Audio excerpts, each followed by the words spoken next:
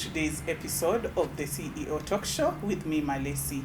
We are on location at the Clarion Hotel, located on Moi Avenue, right opposite Jivanji Gardens. With me today is Esther Macharia, the CEO and founder, E-BAKERS. Welcome, Esther. Thank you so much for having me. I know we've had to postpone several times. Yeah, but finally we're here. Honestly, it's a pleasure for me to be on this platform, and thank you so much for the invitation. You're welcome. So my name is Esther Wambui Macharia, and I'm the founder and the CEO of E-BAKERS Creations. We are based in Nairobi, and specifically Syokimau, that is on Katani Road, and on Kiambu Road in Thendegwa Ridge Center. And basically we deal with custom-made cakes for all occasions, and also yogurt and ice cream production. And we also do training for the same products. Okay, Esther, what inspired the name E-BAKERS? Oh, interesting question. Actually, most people think E-BAKERS came from E, like Esther, yeah. But it's actually not the case. Yeah, personally, that's what I think. No, it's not. I've always thought. No, when I was looking for a name to name my business, because I believed in starting off with a name so that you can relate to my journey. So I was thinking I'm starting this business basically from an online platform, which is e-commerce. Yeah. That's where E-BAKERS came from, Okay. because it started from an online business. So it's not actually Esther. Okay. Yeah. And Esther, you're a HR by profession, right? Yes. Yeah. So why did you divert to baking? Basically, let me say, when I did HR, it wasn't exactly what, as a young girl, I always dreamt of doing. I always thought I wanted to be, I've always loved the kitchen. Okay. So even when I finished high school, I wanted to do hotel management. But then because I finished school when I was very young, and my parents felt like I wasn't sure of what I want to do in life. And then they wanted me to be a nurse. So they took me for A-level system as I discovered myself. And when I finished A-level in campus, one of the marketable courses was human resource management at that time. So it was an easier option. I mean, it was selling. And that's how I ended up doing HR. So for me to be a baker, when I came back to Kenya, because I used to study in Macharia University, when I came back and I was around for some time, and then I went outside the country and worked again, came back, I wanted to learn how to bake. But I was focused on learning how to bake bread so that I can bake at home. So I went to college and I did a short course, which was bread making. But when I was there, I was like, I think what people are doing here is quite interesting. They're decorating cakes and everything. So when I went back home after my short course, I came back and enrolled for the full diploma, which was a diploma. Where did you do the short course from? No, I did Valentine School of Baking. Okay. So I did the short course, which was bread, and then I came back and enrolled for a full course, which was now cake making and everything. And it was really interesting. And that's how I ended up doing baking as a business, because at first it was at home, then I would give people cakes, and they started, oh, why don't you do it as a business? Okay. And that's how I built my clientele. And you're doing healthy cakes. You started by doing healthy yes. cakes. So yes. What inspired you to do this? I'm very, very passionate about healthy living. Okay. And if you look at my line of production, you tell I like making things from scratch. So I got into healthy baking. In fact, when I started baking, that's where I started. I started with doing gluten-free cakes, dairy-free cakes, sugar-free cakes, because it's something I'm very passionate about. So I remember when I was in school, I used to challenge my teachers. I'm sure when they look at this, they can tell. I used to We would make a cake, let's say vanilla, and then I'll tell them, can I do the same cake using oat flour? Can I do the same cake using sweet potato flour? And they're like, that's very awkward. We've never heard of such a question. Can I use honey instead of sugar? So I'd go back home and try the same recipe. I now try using different types of flour, and it would come out nicely. I take it back to school the following day when I'm going to school and tell them, oh, see what I did. I came up with something. So for me, it's a passion, healthy living to date. I mean, there's a lot that is going out there, people using all sorts in their product. for me, I like knowing what goes into my stomach. Yeah. And feeding the people around me with the You're same. cautious about Yes, I'm it, very yeah. conscious about health. So I think for me it came out very naturally to Okay. do those kind of cakes. Mhm. But of course, when I became a full-time baker, Yeah. it's very difficult to earn a living from just doing specialty cakes, Yeah. because how many people out there do you know that eat sugarless cakes? Yeah, so I thought of diversifying, Yeah. but I'm still very passionate about doing the healthy The cakes. healthy cakes. I get consulted every time, even by my fellow bakers, to do the same, Mhm. and I love doing that. Okay. Yeah. And most young people, they find it hard, like changing career path from you are in HR and now you change to baking. How was that journey for you, transiting and transitioning, and how did your parents take it? Like your people, your guardians, the people who had like funded your education, how did they take it? I'm sure my dad is still trying to absorb. He's still trying to absorb because, Yeah. according to him, he wanted to see his girl in an office, Yeah. wearing a suit every day, not a dust coat, not an apron. So I think they get convinced every day when they see my achievements Yeah. that I'm actually destined for greatness. For greatness, definitely. And they can see the Definitely efforts. you are, yeah. Thank you so much. They Mm. can see the effort that I put in everything that I do, because for me, if I pick something, Mhm. I put all my energies in it. So at first, transitioning from HR, as I said, it wasn't something I've always wanted to do since my childhood. But that doesn't mean that it has not really applied in what I do every day, because I'm an employer, Yeah. So the knowledge I got from that, running my business, because we get to do a lot of business in learning HR, doing HR. So I still apply it. It's just that it wasn't something that was so much, I put so much thought into. So it's just the knowledge of doing HR that I'm able to apply in what I do. But doing kitchen stuff and baking, cooking felt more natural for me, because even in high school I did home science. Ah. So for me, it feels more natural. Mhm. And I'm also a field person. I'm not an office person. Okay. I think naturally I'm a bit outgoing. Mhm. So it feels more natural for me to be out in the field and doing what I love. Okay. When you started baking, you had your goals. Yes. Have you achieved most of them, or what would you say? At what stage of this journey that you had envisioned have you achieved? Are you like if I say from 0 to 100%, at what stage are you now? Wow. I'd be hesitant to give it a percentage. Yeah. Because I honestly haven't looked at it that way. Mhm. Because honestly, if I was going to rate myself, I would say maybe 10%. But I'll be hesitant to give it a percentage. I wouldn't give you 10%. Oh, really? Maybe 50, 60%. Oh, wow. Okay, Yeah. maybe. But what I can say is I've achieved things that were actually not even in my line, that I never thought I would go that way. And I keep getting surprised at, some of the achievements. I can call them achievements, honestly. That's right. So I get surprised at some of the achievements I've had. Mhm. For instance, I've always wanted to see women being empowered. Yeah.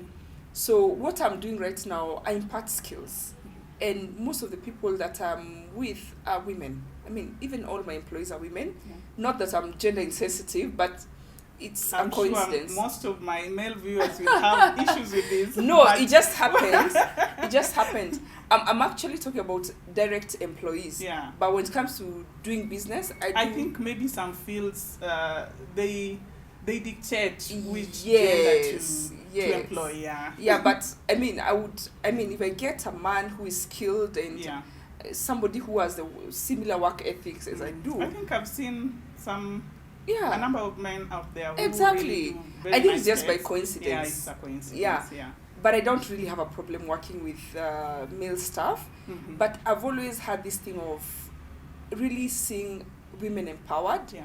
because we are always viewed as this gender that is, So I've always wanted to see women empowered, specifically with skills. Mhm. Because what I keep telling my staff today, the day you leave this place, the day you leave E-BAKERS Creations, I would not want to see you employed. My aim is to empower you enough to run your own business, not to go and be. There's nothing wrong. Go out there also employ and other create people. employ. Thank you, because I have nothing against being employed, but when you're an employer, you're creating employment for others. You're imparting skills. So even when I'm working with them, I want them to learn. I keep telling them, I hope you're learning something from me. I hope when you go out there, you'll be able to empower somebody else. And I'll be happy to see you running your own business. I mean, I would even be one of your cheerleaders. Now talking about employees, I'm sure some of them have really contributed to where you are now with their knowledge, their skills, their activities, day-to-day running of your company. So would you like to comment about these? How have they contributed to your growth? I actually refer to my employees. I don't refer to them as my employees, actually. We are team players. I mean, we are team members. We work as a team. If you come to my outlets, any of my outlets, people actually don't know me, not because I don't do anything, because I go to the kitchen, I bake cakes, I decorate, but because I've allowed them to be at the forefront of my business, because honestly, they're the ones who hold the business together. Yes, I go out there and get the business, but who relates with the products, who relates with my customers? It's my employees. So for me, they're not actually employees. We are team players. We are working as a team. I think the reviews you have on social media and out there can really thank you so for much. you. So viewers, that is Esther, thank you so we'll much. be right back after the break. We'll be knowing more about Esther. Thank you.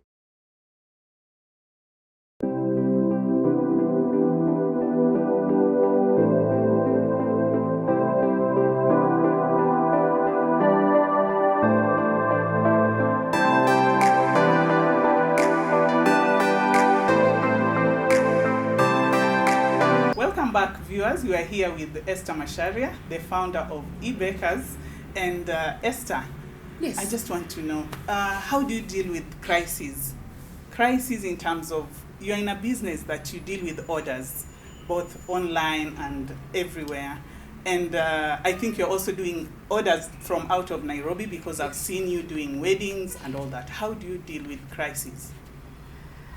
The biggest crisis as a baker, actually, you've just reminded me, God, the biggest crisis, especially as a baker, let me talk about that side of my business, is having a damaged cake. And it has happened before. In 2016. I had a wedding. And along the way, I was driving. And I was trying to run away from a matatu. And I shoved the car, and the cakes moved. And by the time I was getting to the venue, the wedding cake is damaged. Yes. A wedding? Yes, a wedding cake. So when I got to the venue, of course, I think I tried to talk to the chefs there. Somehow we were able to work around it. And we had a very understanding couple. So they were very understanding, and they gave us some time to put everything together. And if you didn't know what the original design was, you'd not know there's anything that had happened to it. So when it comes to crises, I came to realize that people have this very much attachment with cake. It's the masterpiece of every event. Definitely. So people tend to have attachment. So the way I deal with that is, of course, the client will be mad and everything. So I always try to calm down, and with time, it comes with time. At first, you're also very anxious, but now, because I'm a perfectionist, so it also feels very bad for me to see a dent on my cake. So it's just about calming down the client. And in the meantime, if you still have some time, and giving them assurance. Yes, giving them assurance. Because honestly, that's the biggest crisis when it comes to cakes. So if you still have some time, I can call my bakery to organize something. If not, we as bakers have lots of groups. So I can look at which baker, let's say if a cake is going to Mombasa, which baker is around that area who can help me sort it out. And bakers are really, they're very united. So quickly you get somebody to help you sort the issue out. So with time, we've learned how to keep contact with people in different locations. Sometimes you don't even know each other, but you just ask, who is in Mombasa? You get it sorted, calming the client, getting to make sure that the client feels this will be sorted out as much as possible. It's not easy, but it's doable. It's doable. Yes. Yeah, and we've talked so much about employees, and I think it's important also to check and also just talk about the challenges you experience with your employees and the rest of your stakeholders. To be honest, I'm really, really grateful. I'm grateful to God and to my employees, because since I opened the 2 outlets, I've not changed any employee, which really, it tells a lot. Must be a very good employer. They're also good employees. Yeah. I mean, they're also good employees. Yeah. They have wonderful work ethics, and I tell them that every day.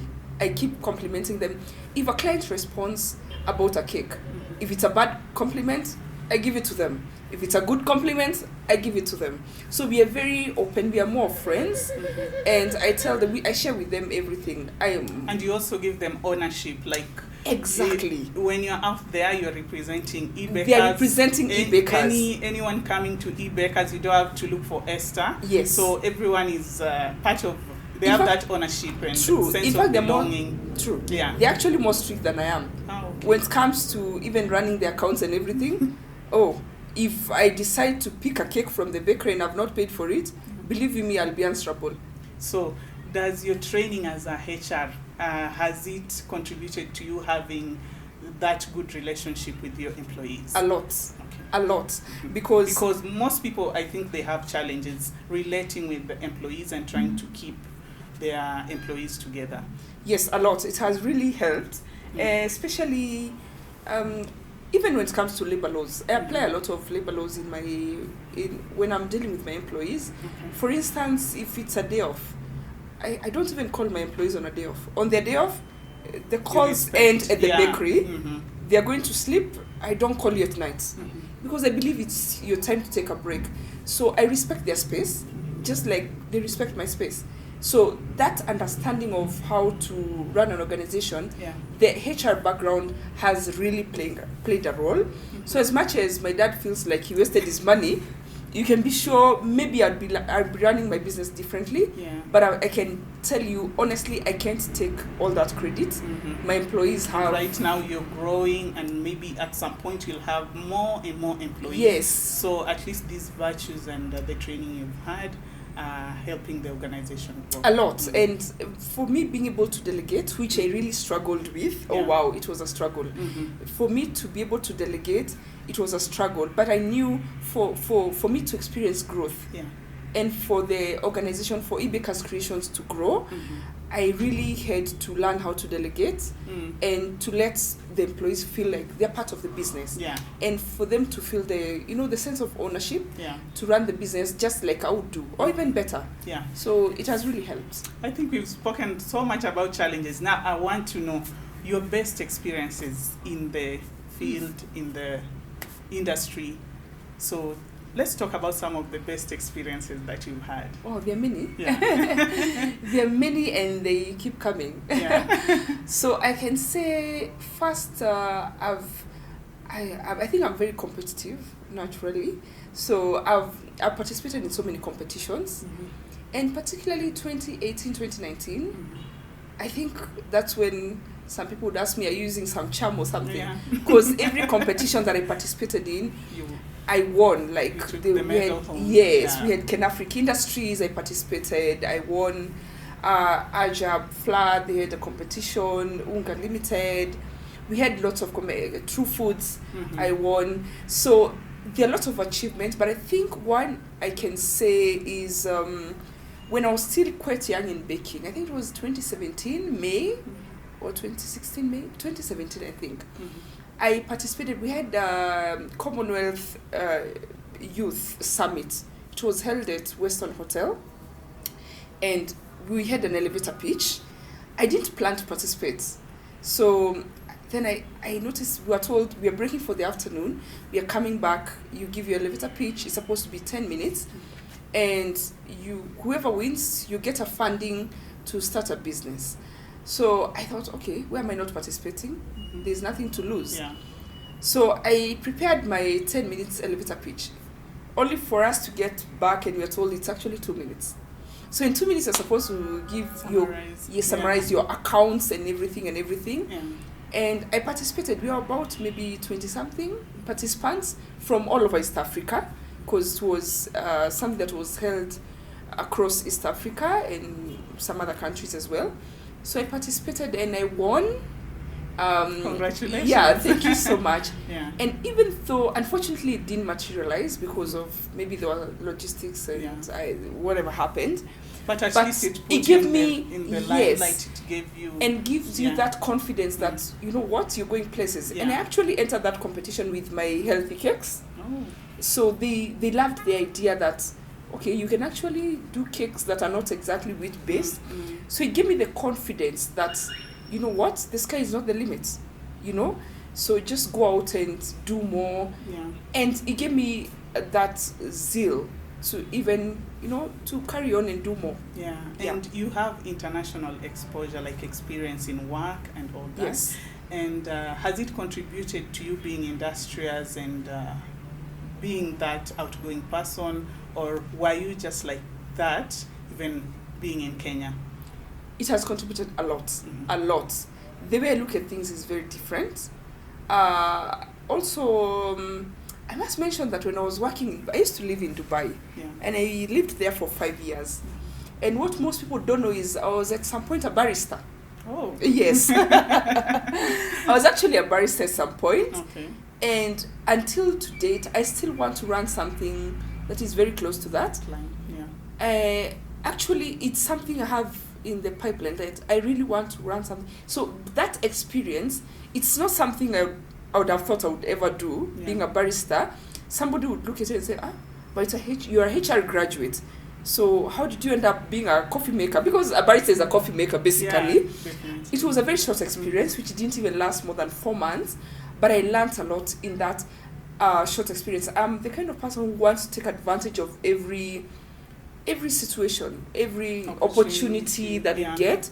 Don't undermine yourself. Like, you look at every opportunity as an opportunity for growth. Yeah.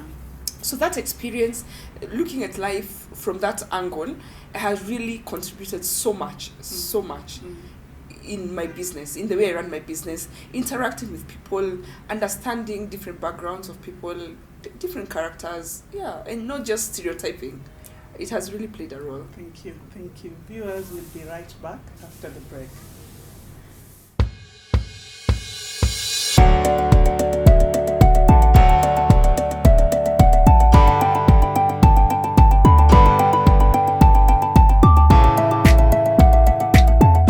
Welcome back, viewers. Esther, tell us, you have diversified your business now from doing cakes, you're doing trainings, you're doing yogurt and very many other things. What's motivating you and what's the secret? I think I came to maybe realize when it was much later in life that I'm actually a creative and I love creating things from scratch. So yogurt, I'd actually been doing it since I think 2018, but with family and everything, kids coming, it gets a bit tricky. And that time I was actually working from home, so it became a bit tricky to satisfy all my clients. So I would only do the yogurt for a few people. Then now I had to completely move out of home completely. Like that time I was between shop and home, so I had to move out completely and start working from my shop, so I can be able to, accomplish everything that I wanted to do. Yeah. But now the training, it was actually out of demand. I don't think there's so many trainers, especially for yogurt and ice cream. And also my knowledge in baking helped me be able to make yogurt that is even more flavorful, let me put it that way, because I'm able to play around with flavors, because we do fruit flavors, fruit yogurts and flavored yogurt. Now, if you look at the market, we don't have too many people doing fruit yogurt.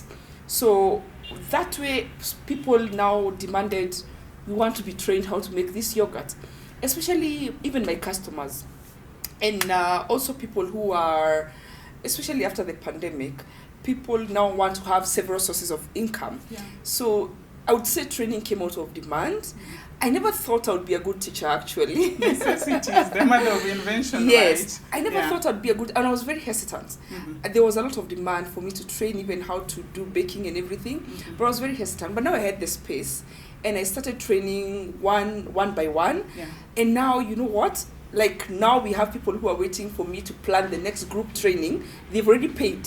Oh. They're only waiting for me to plan the training. Plan, yeah. So now I even have to do group training. I also go out like to farmers who are maybe doing milk and they want value addition for their product. So I train on those. There are those who are interested in learning how to bake basic cakes, maybe to sell even in the village.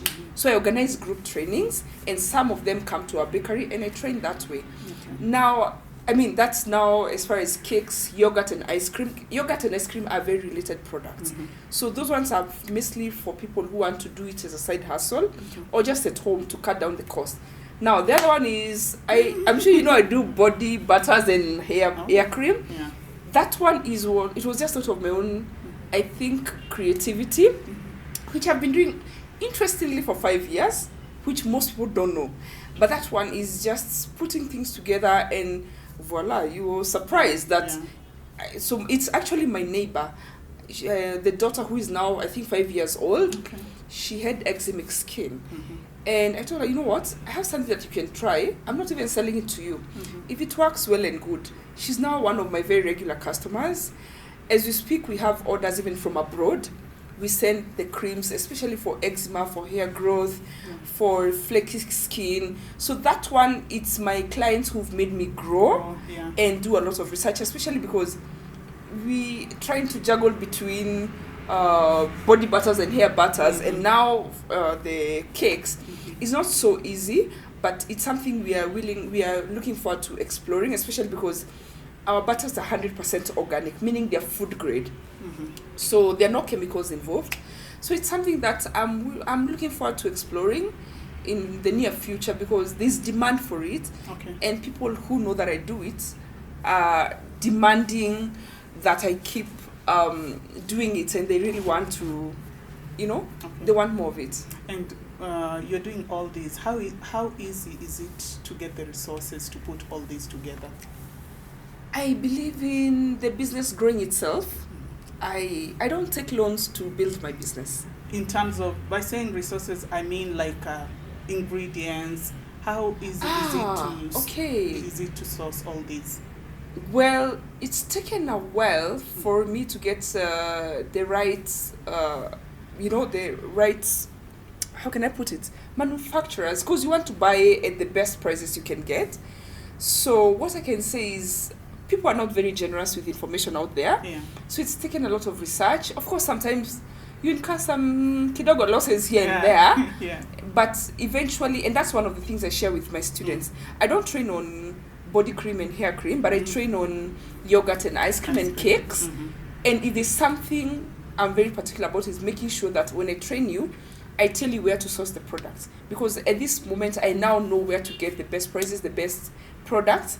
So it's not very easy, especially because some of the products I have to import. But we now have people who are, supplying us with all these products at very reasonable prices. I think you are trying to put across a very important message or point about capital and all that. Maybe so many people are there in the trying to put together this business and they don't know how to go about it. Some people don't know about management of finances or what they need to start off this business. What would you say? How has it been for you? What I can say is as I said, I don't take loans to build my business because I don't want pressure, If you're able to, fine, but I prefer to let my business grow itself.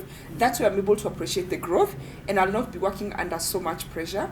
So even when I'm training my students, I show you how to do things in the most affordable way possible so that the business grows itself and you're able to, when you look at your business, you're like, if you come to my business, I can tell you I bought this oven. For instance, after there's a time we did an order for a devolution conference. We baked for them breakfasts.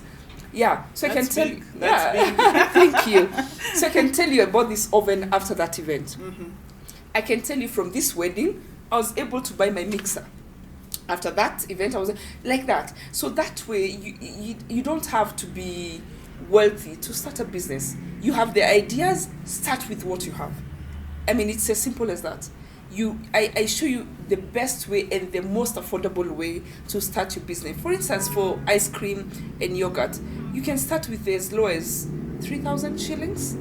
Yes, and Wow. run your business successfully. That's very Yeah, affordable. yeah. Yeah. So that's even as students. Yeah. Even I had a nanny who was leaving. I trained her how to start yogurt so that when she goes back to the village, she's able to run the business. She Yeah. can do something similar. Yeah. Now, talking about you empowering employees and other people, have you thought of maybe doing a franchise? Like you give people your names to go there in the villages and all over the country, and to enable us have E-Bakers as a household name. I've had such inquiries. Yeah. I've had such inquiries, and I think the more we grow as E-Bakers Creations, and even Esther as a person, Yeah. I've learned to let things, to loosen up a bit. Yeah. I mean, not always tying myself to, oh, it's my recipes, I Yeah. develop the recipe, because I do recipe development. All the recipes we use are recipes that I've developed myself, and even from different trainings that I've attended locally and internationally. Mm. So there's that need for E-Bakers Creations to go out there, because I may want to have E-Bakers in Mombasa, but I'm not able to run the business the there. business, yeah. So yeah, that is in the pipeline. And when we get there, I'm sure we'll find a way. But yeah, I wouldn't mind at this point, because people want our cakes and we can't keep sending cakes to Mombasa.